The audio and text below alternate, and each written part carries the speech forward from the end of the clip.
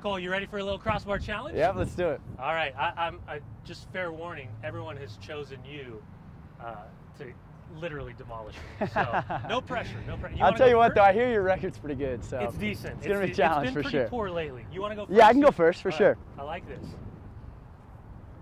Could be a little nerve-wracking going first with the cameras on you. It's over. See, what I love, it just got competitive. Yep. We're not even one question in, and it's already competitive. Over. Okay. Still in it. Still in it. You go. 1-1. It's, okay. We'll go two in between each round, each question.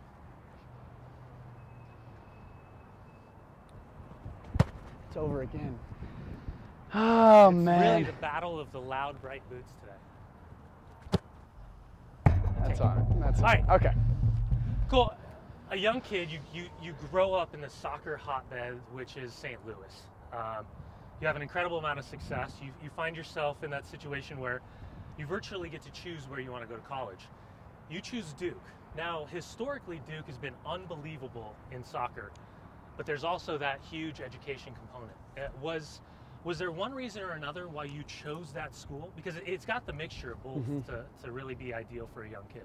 Yeah, I was definitely interested in the academic side for sure. My parents, that appealed to them too. But to be totally honest, I grew up just loving Duke basketball. When I was growing up, they were the best team and had a lot of really likable stars, and that's what kind of first attracted me to Duke. So I was pretty lucky that I got to go to the school that I grew up supporting and watching and always wanting to be a part of. So pretty fortunate that it worked out that way. Can't turn down that type of education. Yeah, right? for sure. Your parents looking at you? Yeah, exactly. This is the right choice. No pressure. I think this could be the right choice. Yeah, exactly. Okay, you want to go first? You want me to go first? You go first. You go first. I got to get back in it. This is my favorite part because doing this, I get to talk about soccer, but I also get to act like right. I'm still competitive. Right. That was so bad. I got this. Took way too much off that one.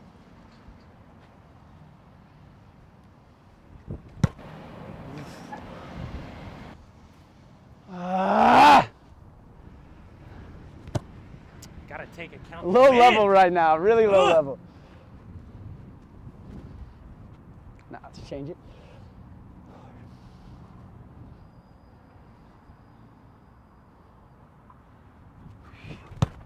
There it is. Yep. I'm on it. It's that little chopper. All right, so you're at Duke. You find yourself wrapping up all the accolades. You're playing an unbelievable amount of games. With Project 40 moving to Generation Adidas and the opportunity to go pro early, what were the reasons for you to stay and compete for 4 years and get that college degree? More than anything, I just really liked it.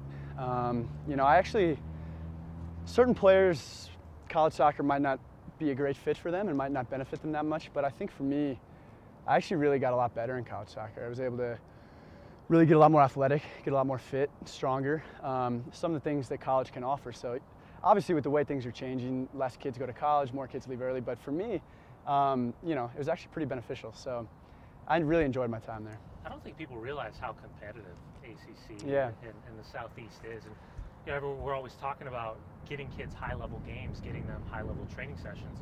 But you're in a great environment. You're playing some of the best teams and best players in the region. Again, how does that become so important for you, knowing that here you could potentially be getting paid, but you could also potentially be getting cut? Yeah, for sure. It was definitely something I thought about, and at that time, ACC soccer was really competitive, and pretty much every team we play, I look around and recognize guys that I played against. What a coach, huh? Yeah, he's awesome. But so I see guys on these teams that we played that I played against in college. So it was definitely competitive, and I really felt like I was able to get a lot better in that environment. Well, I'll go get all the balls. I'll let you think about that last ball you hit. Yep. Put a little bit more pressure. Muscle memory. Well, I mean, I want to make the guests feel comfortable. Yeah, I know.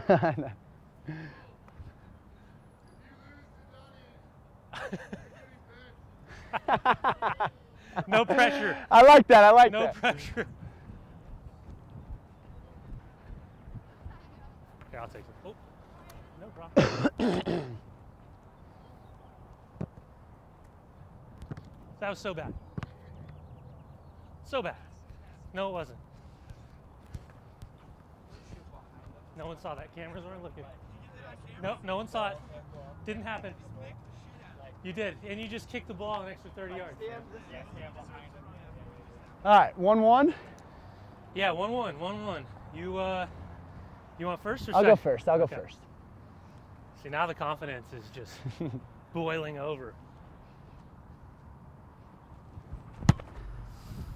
That got a touch, right? Did it? Touch? Your call. Your call. Did that touch? No? Good. All right, it looked like it did. I know. Oof. Taking a page out of your book. I know. I've dropped your level.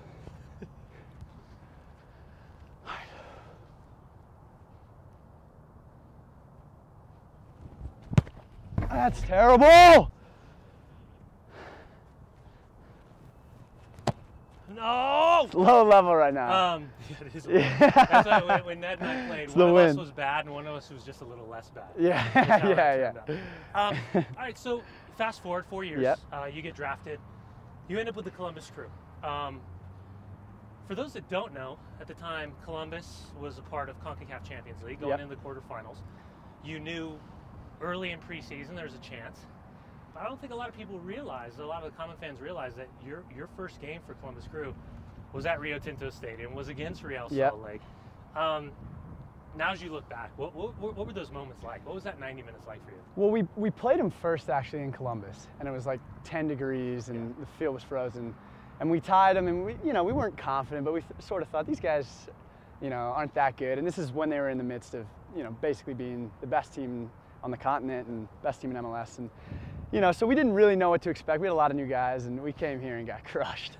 And it's, it's definitely an eye-opening experience because I realized some really good players in MLS and some really good teams and awesome environments that, sold out and great field, great stadium. So I definitely realized then that the level here is high. And I think even from that point to now, it's grown a lot. So that was definitely an interesting opening experience in Major League Soccer.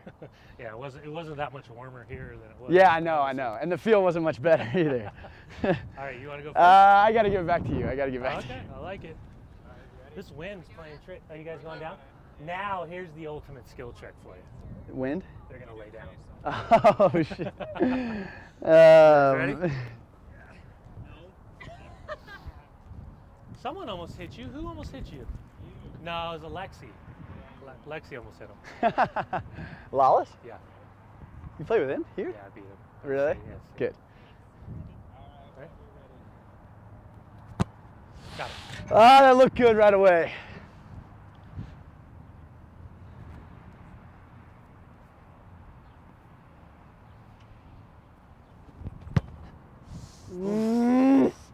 That's where the wind kind of plays tricks on you. You think it's got a chance, and then it absolutely doesn't. I know, I'm struggling.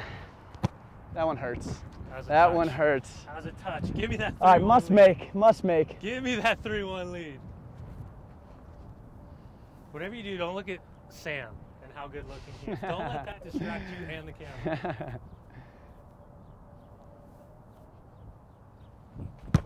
It's just so bad. The cutter. Oh man, I'm struggling. How many more rounds we got? We got a few. So I'm still mathematically I'm still alive. You're still alive. I always build in a question or two just in case I'm losing. To give myself that extra challenge. All right, so Sam, you want to kick some balls back?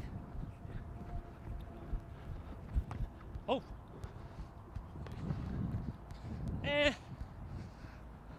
Yes, Sam. I don't trust Sam's right foot at all. I don't trust Sam's left foot at all either. Oh, well. That's why I don't trust him. No. Thank you. I'm glad you're not accurate. Thanks. Thank you. Oh, thanks. Okay, guys, keep it ready. All right, so I know what it's like.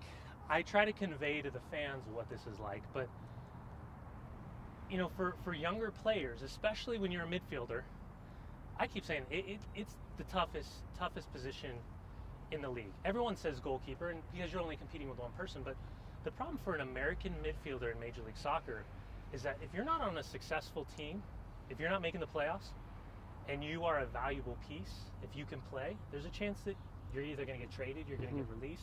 There's so many different factors. Money, everything comes into play. Then you have the relationship with coaches, you have the relationship with general managers. So from all of that time, those 2 years in Columbus, what was the biggest takeaway for you personally and professionally? I learned a lot. You know, I think that age, I would have learned a lot doing anything. You know, just getting away from college and that kind of bubble that exists in college. I grew up a lot, learned a lot about myself. And then soccer-wise, I really learned how to be a pro. You know, we weren't a great team, really not a great organization at that time, but, you know, I really took a lot from it and tried to learn really how to compete every day. And I think that's something that's really helped me here, and I think hopefully will help me going forward in my life, even post-soccer. So that's what I took the most from. I don't know if a lot of people acknowledge it that often, but I think fans, what we judge every week is the 90 minutes between the white lines. Yeah. But I think sometimes it's hard for fans to take into account that we define ourselves as players when we're players. Like that's how we define ourselves as human beings.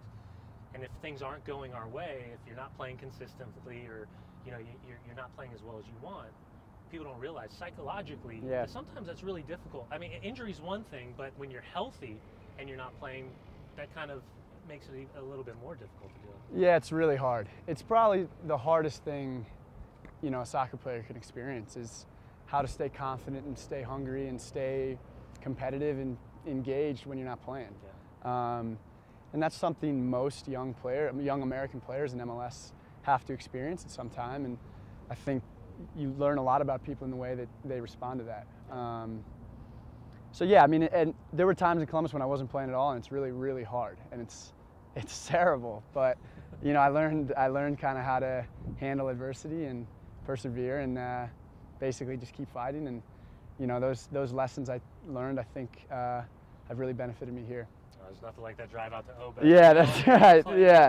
Yeah, for a Friday practice. Come on. Yeah, exactly. You want to go first? I heard they redid Obed's. It looks nicer. Oh, you've been in there? Yeah. It's much better, huh? Yeah, much better. Good. It's not the forest. Right. All right, I got to go first, and I got to get back in the game. I'd prefer you not. Makes me feel good about myself. I'm back. 3-2. Just so you know, Tyler loves when I lose because he likes to put in little subtitles. Still terrible. No! Good today. No! I've mentally been preparing myself since I got hammered by Tony Beltran. No. Tony was so good. I believe that it. I believe just it. wanted to walk away. I believe it. He literally hustled me. I'm not joking. He did hustle. Got underneath that. All right. I got to make both. You think so 2 rounds left, maybe? Maybe 4 2, balls? maybe 3. Okay. Yeah, all right. I got a chance. I got questions. Okay. Yeah. Keep them coming. I got questions for days. That's the one thing I've learned in this job. I just ask questions that hopefully I would want to be asked. Right. All right. So you find yourself in the waiver draft, which is this big unknown. But then that Duke Mafia kind of comes back to play. And I know the Dukies don't like to talk about it, but Yeah.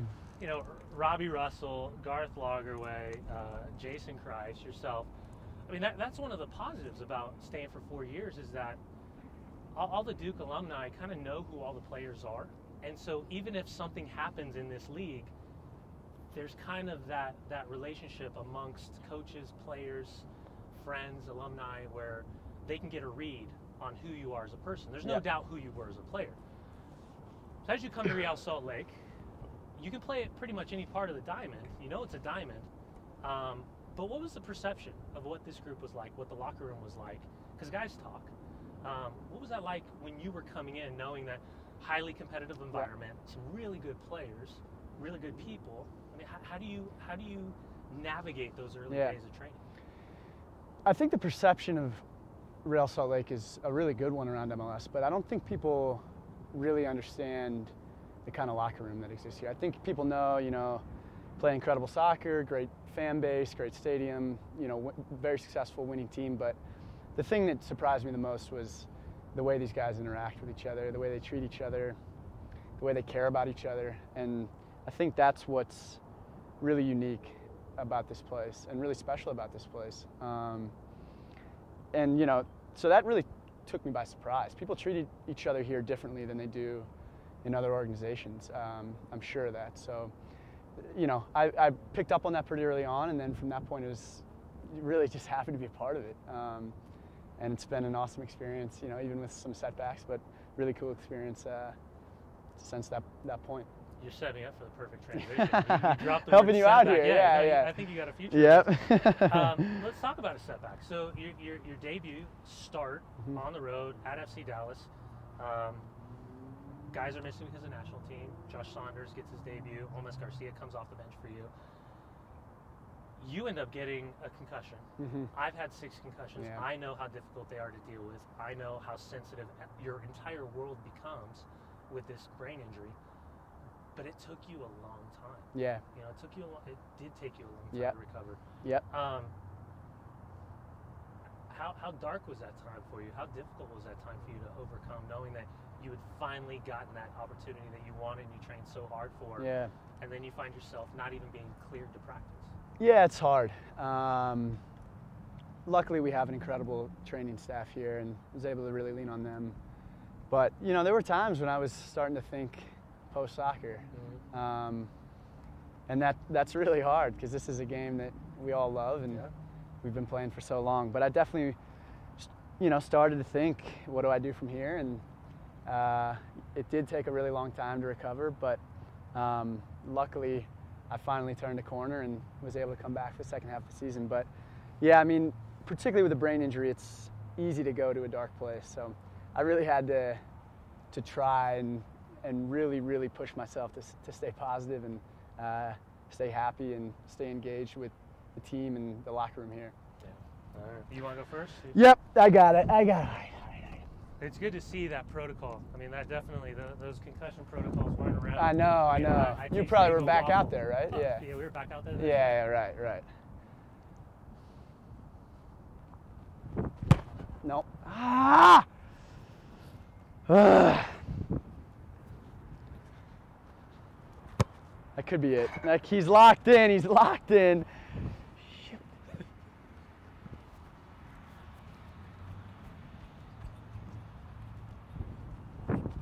No, my goodness. I was moving. Take that one again. Okay.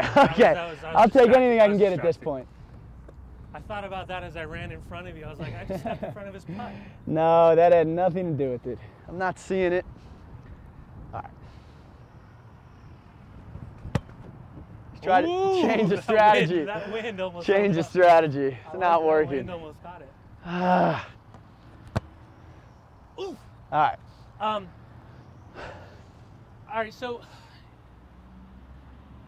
you go through such this incredibly dark phase where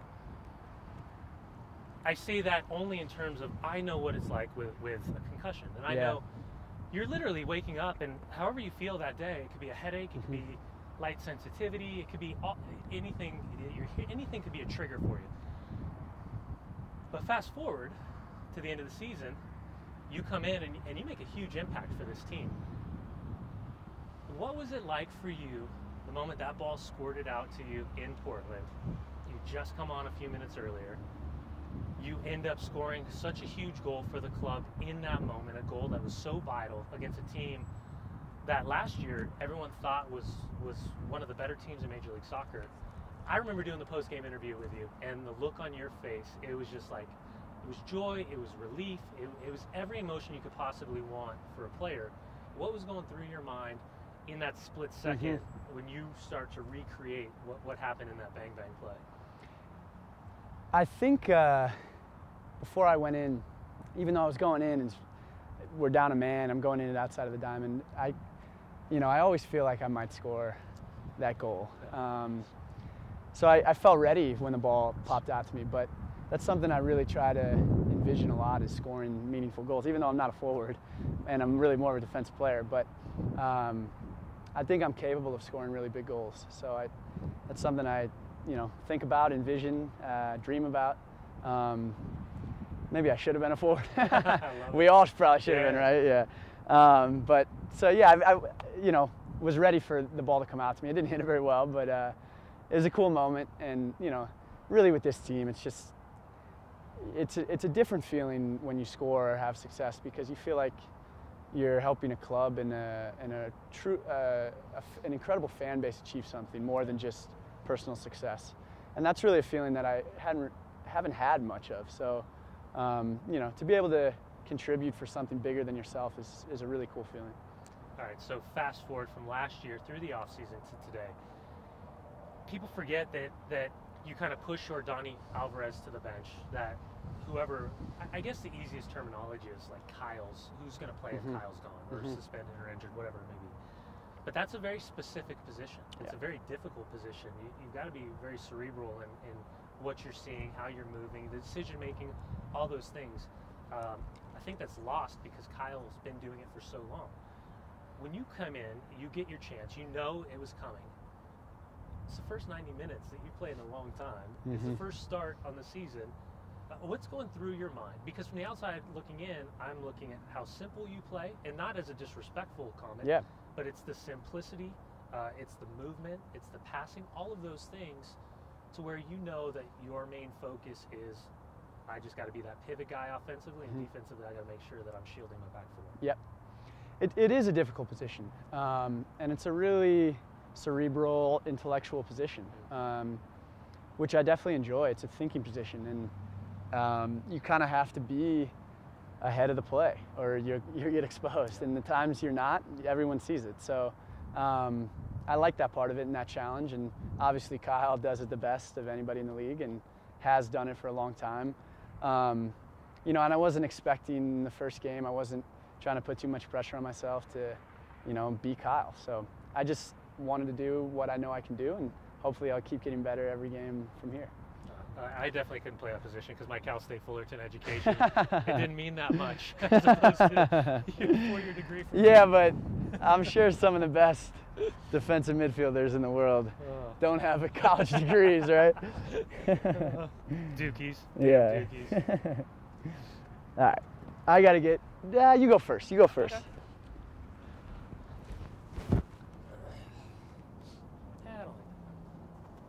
Now I'm looking for the piece of grass. That's what I'm Did it hit it or no? No, it didn't. It's so close, too.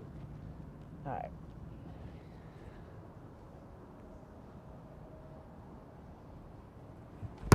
Nope. Just pushing it. I'm getting frustrated. I'm going to go home and practice. Yeah. Man, Brandon Steinecker and I, we probably did, about 30 shots, and both of us, it was like 2-1 in a playoff. That was so bad. Yeah, but he's not a professional soccer player. I know, that's what made it even worse. He's like, hey, are you messing with me? I was like, no, man, I'm really trying.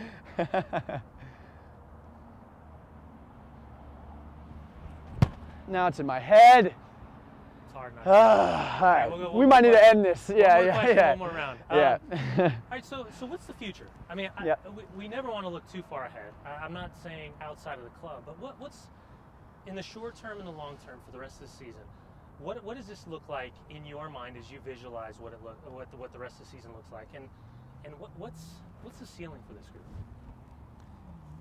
The ceiling is, something we all know is achievable. I mean, we were there, so that's definitely in the back of our minds at some point. Not something we talk about, but it's a pretty special group, and hopefully I can play a lot more years and might never be a part of a group like this again. So I think we all have that mentality, and we live in the moment, and I think that is a really good thing for team success. In terms of my personal future, I don't think about it much. I feel really blessed and lucky to still be playing soccer. Yeah. So and I get to train here. It's amazing. So I feel really lucky and happy, and I just try to enjoy every day of training and every day. I'll end it with one final question, and we always talk about how unique the dynamic is. Yep. But a lot of you guys could be starters on any team in this league. A lot of you guys can make a lot more money, and yet we consistently see guys stay for less money to be a part of this group. When you compare this and contrast it versus the rest of the teams around the league, I keep trying to tell people it's such a unique environment because you have guys that are virtually selfless, knowing that there's a time limit on the amount of opportunities they'll have throughout their playing career. Am I wrong? I mean, No. am I wrong to think that way? No, it's incredible. You know, and a lot of credit goes to the guys that built this thing, Jason and Garth and Jeff and all these guys. I mean, it's really incredible, and I think the fans know that now. I'm sure they've known that for a long time, but I've realized that they know that, you know, they're lucky too to be part of this. You know, we're not going to win every game, and there's no guarantees on success, but what exists in our locker room and what exists in this organization is special, and that's not something I ever take for granted. All right, last round.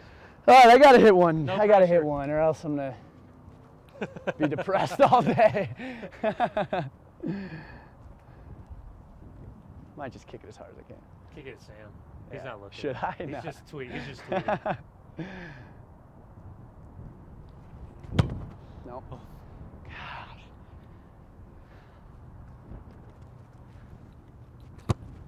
That's so bad. I know what I'm doing. I'm doing a weird thing with my hand too. I wish I knew what I was doing. I got to practice this game. I might play this every day for the rest of the season. Oh my gosh. All right, And it's over. Don't show all my misses. Will you just pretend he ended on a make?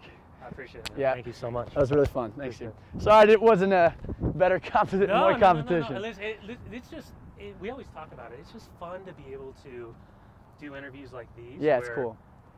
It keeps, it's competition, but it's fun. It's talking. It's Yeah, we're it's just cool. not stuck sitting in a room the whole time. Yeah, it's awesome. It's awesome. Did you think of this to do the? Yeah. Yeah, it's pretty cool. It's awesome. Thanks, guys. I don't take too much credit.